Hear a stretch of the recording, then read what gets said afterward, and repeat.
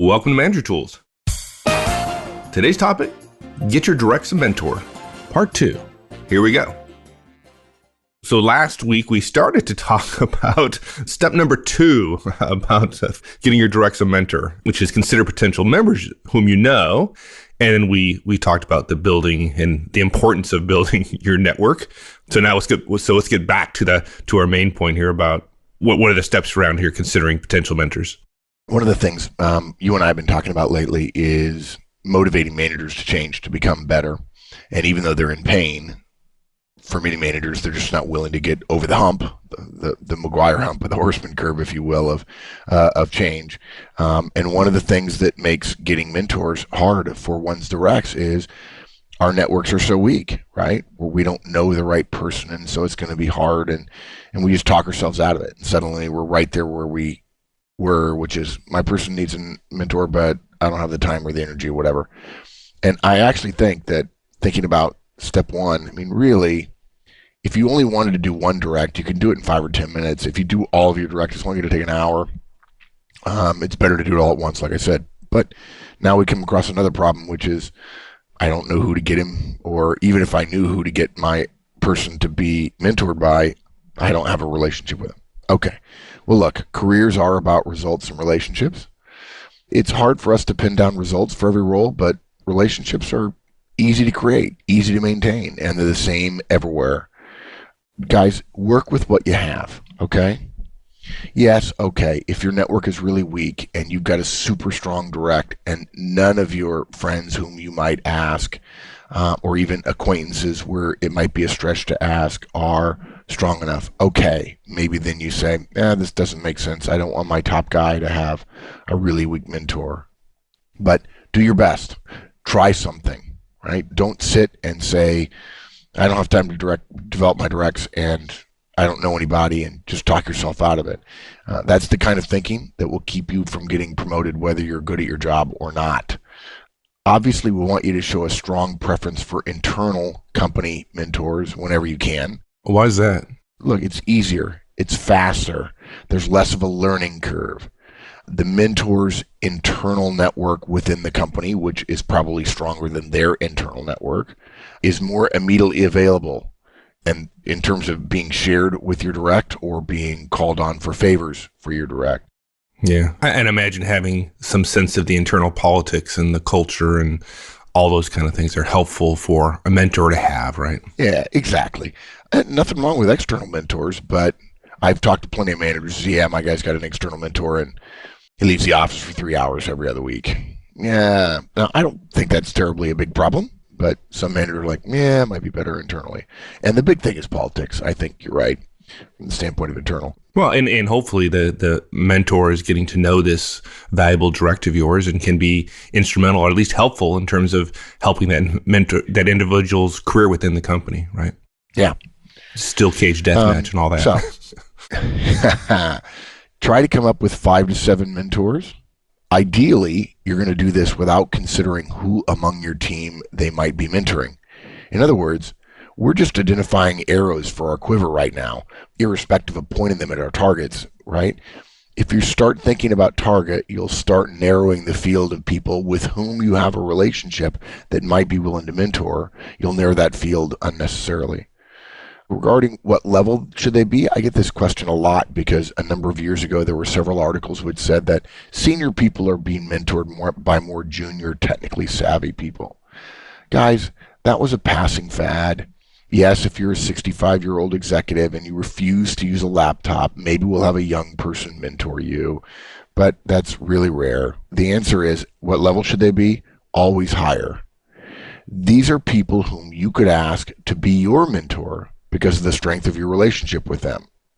And if that's true, you could ask them to do some light duty with one of your directs. But then, because your directs are one level down from you, you can go one level lower than someone who might mentor you. And look, I think far too many people shoot far too high in terms of trying to get a mentor. They have this rifle shot approach. Boy, if I could get the COO, if I could get the CMO, that'd be great. Right, yeah. And maybe they mentor me too. Yeah. And they rule out all kinds of qualified and frankly willing professionals, because I think a lot of us as managers think oh, this is a burden that I'm asking. It's an extra task and so on. And in a way, it is. But you're essentially talking your target, your mentor target, out of a yes. And you'd be surprised how willing they are. Being asked to be a mentor to someone else makes people feel respected. And you could go just 1 to 2 levels up, and that person might be ideal for your direct. Heck, you could have one of your peers mentor your directs. You wouldn't want it to be one of your peers that reports the same boss as you, probably. There could be an exception. But that's how low you can go, just 1 level up from your direct. And I guess it depends upon the skills that your direct is missing, right? I mean, if it's financial skills and yeah, but remember, we're not thinking about the direct yet, right? The first step was doing an analysis of where our directs are. Now we are trying to find potential mentors devoid of any connection to any of our directs. The reason why is the moment you start talking about directs, you narrow the field. That's what happens every single time. Okay. I want as many possible directs as we can find. And I only said we should have 5 to 7 because the average managers, when I've helped them with this, and they started looking at one particular direct, suddenly they were saying, oh, there's only one for him and it's him. It's this guy. I'm like, no, don't do that. Yeah. Keep it as broad as possible. Create as many options as possible at this point. Yeah. And I'm always asking groups. Yesterday where was I? I'm in Chicago now. We're recording. And where was I yesterday, Mike? Cincinnati. Folks, if you want to know what it's like to be Mark Horstman, there you go. Sums it all up in one easy sentence. I talked to the group. I said, if you would do a thing, why do you assume that your boss just wouldn't? And if your directs do this to you, why do you doubt that you do it to your boss? And so I think if you ask yourself, how would I feel if somebody asked me to be a mentor? I might say no. Guys, I think you'd be dumb if you did. I might say no, but it'd feel pretty cool. So, I think managers talk themselves out of potential mentors all the time. And if we allow them to start thinking, okay, who's right for this person? I think it narrows the field way too fast. So look, you don't need to contact your potential field just yet. If you run into them and want to mention they're on the list, if they're willing, that's fine. Right now, we're doing 2 separate things. We're just finishing the second of 2 separate things, which is we identified strengths and weaknesses among our team. And then we looked at potential mentors. We essentially have done 2 independent things. Part of it was to keep our thinking broad in both cases before we start narrowing. Because again, my experience is managers come up with one guy. Right. And you can't have one executive or one more senior manager mentoring all of your directs at the same time. Right. Okay. So now we've looked at all our directs. We know what their needs are. We have a list of potential mentors, and now it's a matter of, if I have 12 directs, now it's just a matter of matching up my 12 directs with my 5 to 7 mentors, right? That's the next step. Yeah, we call that the Rubik's Cube of death.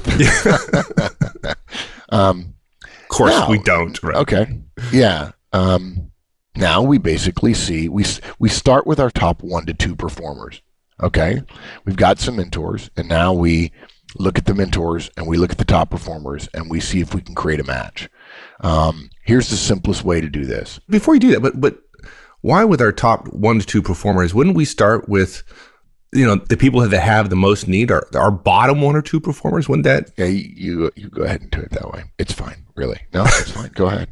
No, look, now, if you have marginal opportunity to improve somebody on your team, you improve the top performer. One of the things, because any improvement that they give you will be built on a higher base, and therefore it will mean more, it will create more value for the organization. Just by the Pareto principle, if you have 5 people, 80% of your results probably come from the top guy, the top person. I think we just talked about this recently, that Apple identified that their top programmers are 9 times more productive than their average programmer. And by the way, not any average programmer, Apple's average programmer. Yeah, pretty impressive. If you're going to expend corporate resources, which is to say the time of someone at your level or above, on a problem, let's make sure it's a problem. Let's make sure it's an opportunity, actually, and not a problem. Yeah. The return on investment, right? I mean, this is simply managerial economics, right? If I have an hour to spend with somebody, where am I going to get my best return? And the return is with your top performers. And we could talk, and I'm sure we have in the past, for hours on this particular topic. And I know for some of you folks, this will be quite a struggle. You'll want to spend time on your least performers, right? I think the cast is called The Coaching Dilemma, but I'm not positive about that. And I think it's actually misnamed because there are 4 people in the mix in this scenario that we create. That would not be a dilemma. I guess it would be a quadrilemma. But anyway. Yeah. So if you're struggling with this, go find that podcast. Anyways, okay. I just want to make that clear because I think that would throw some folks. Yeah. So basically, you spend time on getting your top performer a mentor over all else. Okay, there's a caveat to that, I guess. If your number 2 is somehow just a natural fit for a particular mentor with the right skills who's ready, then okay, you could do that. But even then, if you've got a natural fit with your number 2, I would say get to work even harder on finding somebody for that top performer. Look at your top performer, his or her needs, and the list of mentors. Ask yourself, is there a targeted match? In other words, this mentor doesn't need to be your direct's soulmate. This is another thing managers do. Oh, I'm not sure they'll get along. Oh, there's this. Oh, there's that. I won't do anything. They don't need to mentor them in all areas. They don't need to do it for 1 or 2 or 3 years. This kind of mentoring, where you ask someone to help one of your directs versus having a mentor for you, can be targeted to 1 or 2 skills for periods as short as 4 to 6 months. And by the way, if you're asking for 4 to 6 months from a mentor, from a more senior person, they're much more likely to say, oh, sure, I can do that. If it's a meeting every 3 weeks, yeah, no, sure, I can do that. Right. And so don't ask who would be the best mentor for this person. Ask yourself, of the group I have, who has the right skills and can spend some time over the next 3 to 6 months sharing those skills. And that's just going to open up more angles, more options for you to consider. And look, ideally, you'll find the right mentor with the right skills for your top direct. If not, maybe there's someone to mentor them on one of their lesser weaknesses, if you will. If this is your direct's first experience being mentored, having not the perfect mentor will be fine. They'll learn enough their first time through regarding how to be mentored, and there are casts for that, guys, and there are also casts on how to be a mentor, that they'll learn enough the first time through that when they do find the right mentor, they'll be ready. They'll be ready logistically, they'll be ready relationship-wise, and then that relationship, that mentoring relationship, which may last for years, will be incredibly powerful. Okay. Now what? Okay, up until now, everything's been done basically in a vacuum. You've been doing it. You've been looking at your directs, you've been looking at mentors. Not necessarily talking to your directs, not necessarily talking to the mentors, right? Yeah. No, yeah, absolutely not. Yeah. And we're probably an hour and 15 minutes worth of work so far.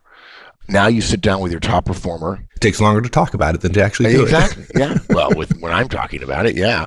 Now you sit down with your top performer and you broach the subject. Now look, don't force it. Mention it at the very end of a one-on-one if you have doubts about their response, to allow them to think about it. I don't know why more people don't get this. If you have a topic that is going to be potentially not confrontational, but conflict-inducing, or you're not sure of the answer, and I like to tell people, never ask a question you're not sure what the answer is going to be. Never go into a meeting without knowing where the votes are. If you don't know what the answer is, or you think there's going to be a bit of a surprise, that's okay. Mention it at the end of a one-on-one. You have that discussion. You say, hey, by the way, this is something I want you to think about, to allow them to think about it in the meeting there and let them walk away and think more about what they want to do. You don't always have to be assertively persuading people of things. You can let them think about it. If you do that and they love the idea, they won't mind staying and say, no, I'd love to talk about that. And then suddenly they've got energy around sticking around 5 more minutes. But if they waver, they're not sure, they don't know what a mentor is, they don't know how much time it's going to take, blah, blah, blah, they can walk away and they can think on it.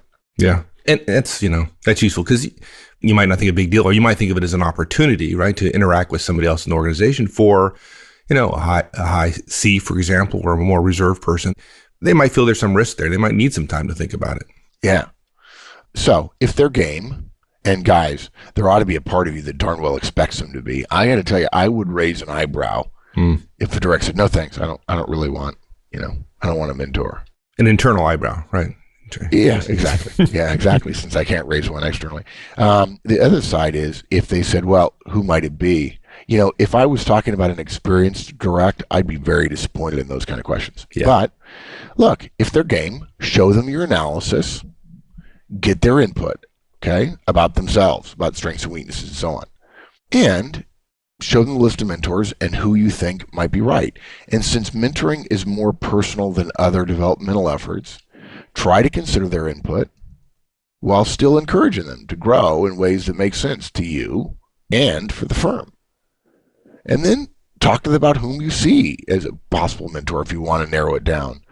We want to encourage them without forcing it. Your friends, the mentors, will hate trying to grow someone who doesn't work hard at it. Simple as that. Yeah, and the likelihood of them helping you in the future goes down, right? Which is not useful. Yeah.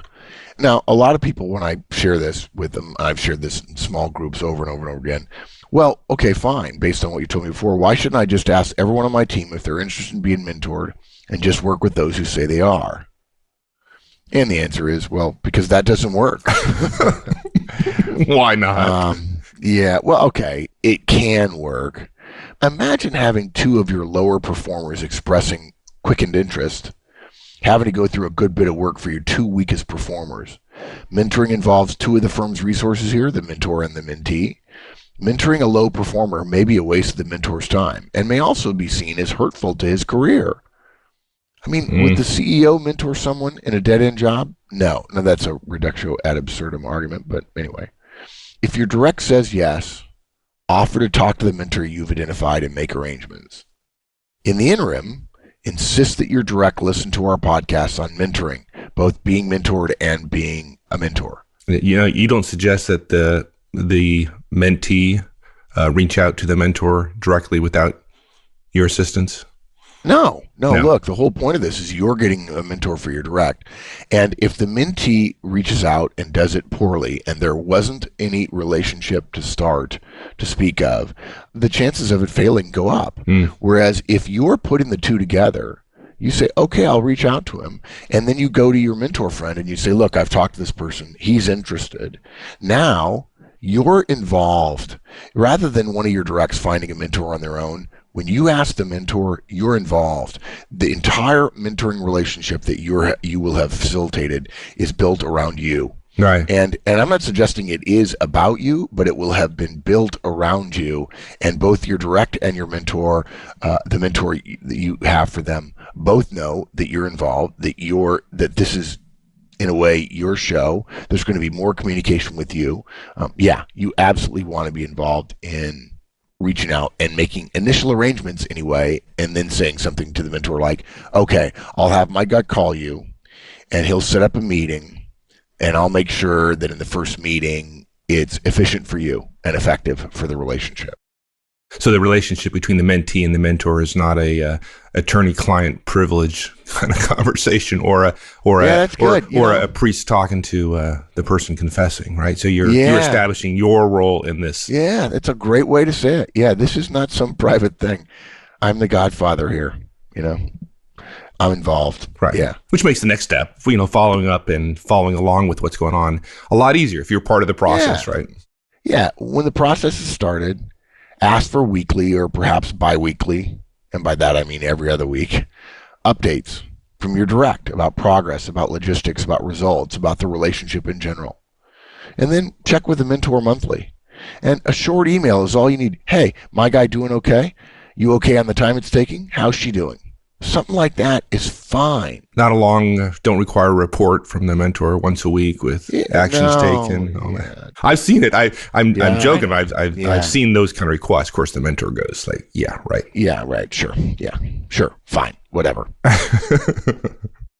So one other thing is, if you're following up and the mentee says things like, well, it's going okay. Remember, the mentoring relationship they have in their mind for most people is probably super rich, and it's somebody that they know well and they enjoy spending time with them. You're not going to get that. It's going to be unlikely you get that. If you get that, you're really, really lucky. And if that's the case, let it continue as long as it's adding value. It's much more likely going to be slightly less personal, a little bit, not strained is not the right word, but not smoothly flowing. But we're only using the word mentor here in the sense of it's somebody else more senior developing your direct.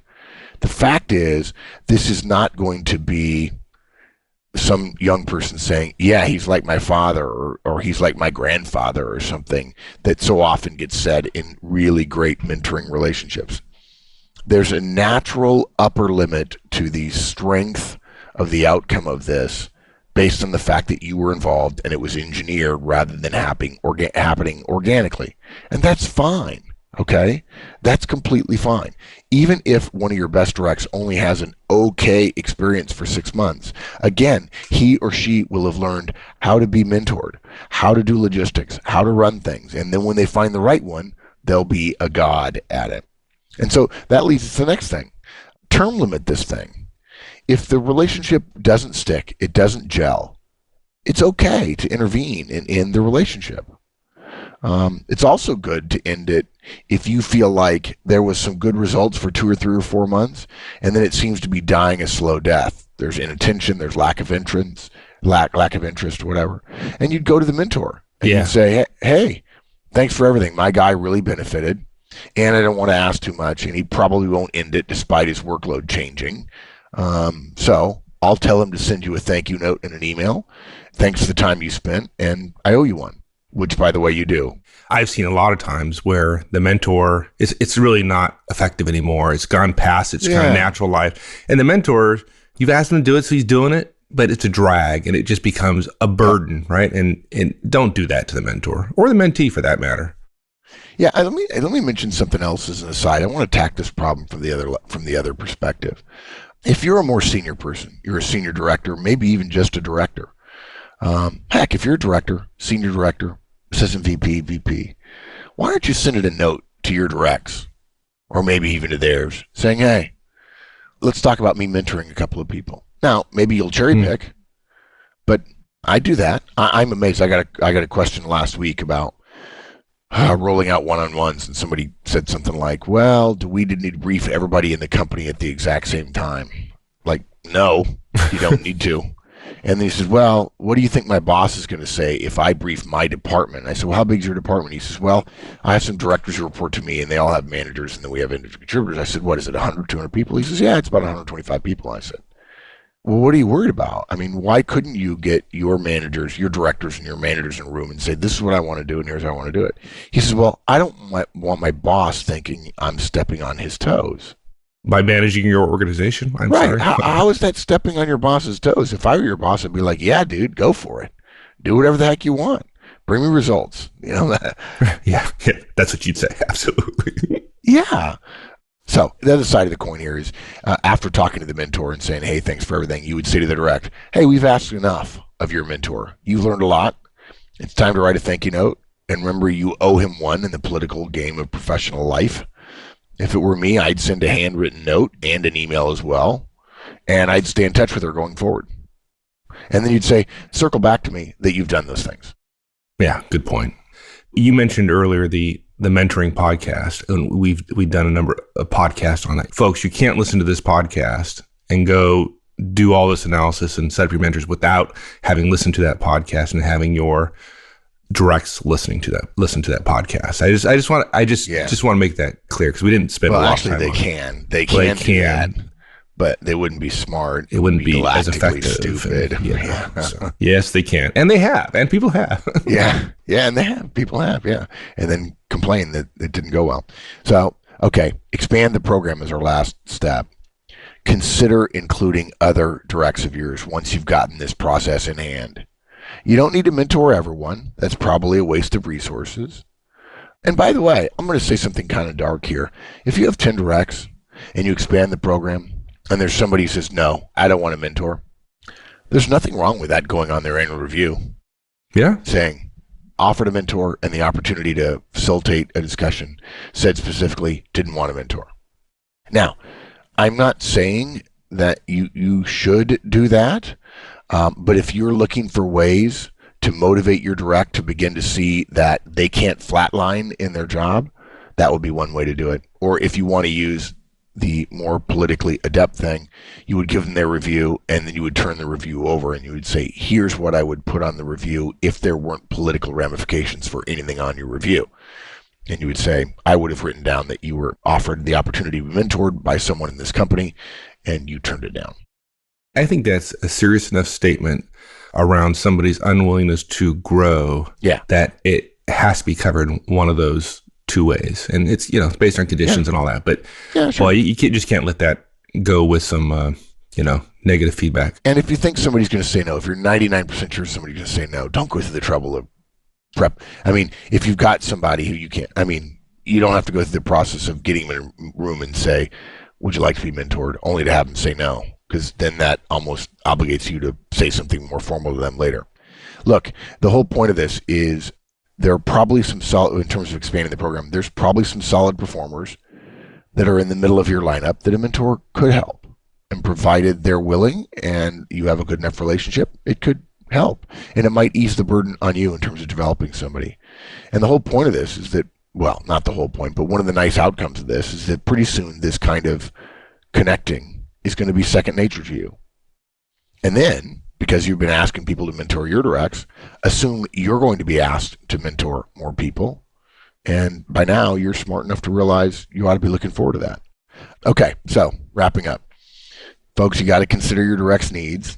Then you consider potential mentors. These are individual, separate processes. You start with your top 1 to 2 performers. You offer to make connections. You're involved in the connection.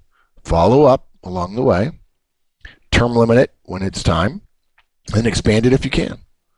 Your direct gets extra help. You get extra help. Your network is strengthened. Your directs networks are strengthened. Your friends' networks are deepened. And it's not a lot of hard work. In my mind, what's not to like?